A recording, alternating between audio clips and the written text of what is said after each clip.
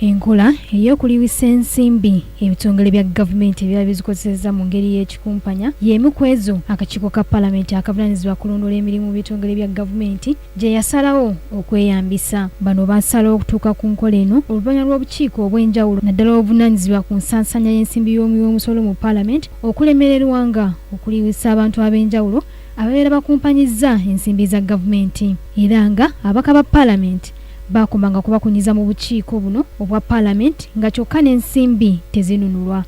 Mu kino amyuka akulira akakiiko ka Paalamenti akavunaanyizibwa kulondoola emirimu mu bitongole bya gavumenti Amonga Anita agamba ensimbi nnyingi ez'Abannayuganda zibulankanyizibwa mu bitongole bya gavumenti olw'obulagajjavu bw'abakungu mu bitongole bino era nga bo mu kakiiko kaabwe baasalawo obutatira liiso eri abo bonna abakumpanya ensente z'omuwi w'omusolo mu bitongole bya gavumenti. Uganda is bigger than the few of us who are in this parliament.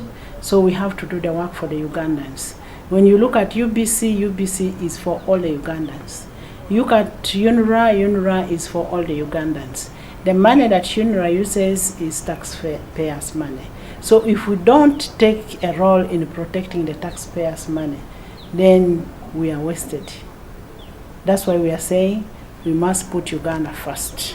Amonga annyonnyola nti akakiiko kaabwe kasobola okuliwisa abakungu bano naddala okuva mu bitongole bye basobola okukwasaganya okwali ekivunaanyizibwa ku nguudo kiyite UNRWA olw'emivuyo gye baazuula okuva mu alipoota eyafulumizibwa ssabandiisi wa gavumenti ku kakiiko kano eyalaga nti ensimbi nnyingi zaabulankanyizibwa mu kitongole kino okwali n'ezo ezaalina okuliyira abantu abaakosebwa nga bazimba enguudo ne baziwa Abachina ate bo ne basalawo okuzeezirika ne bazikolamu n'amagoba. Era Monga ayongerako nti mu kukunya abakungu bano oluusi kibaleetera okwewaayo ku mivuyo gy'ababa bakoze era n'abamu beetunda naddala bwe bazuula nti kituufu waliwo ebisobye mu bitongole byabwe.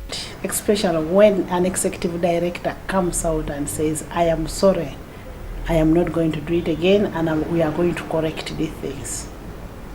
It shows that we are really working and we are trying to help the nation.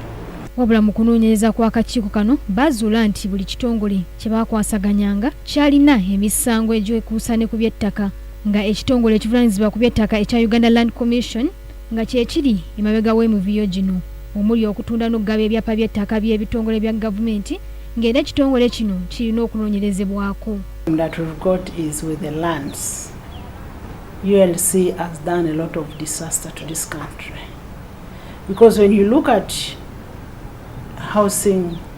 National Housing Corporation, still has issues with the lands.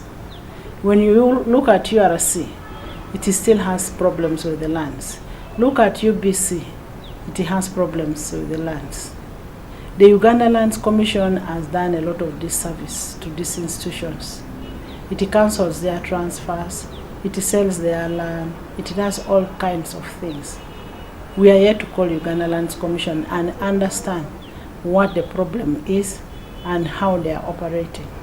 Joanita Mbabazi, KTV, Amalindirire.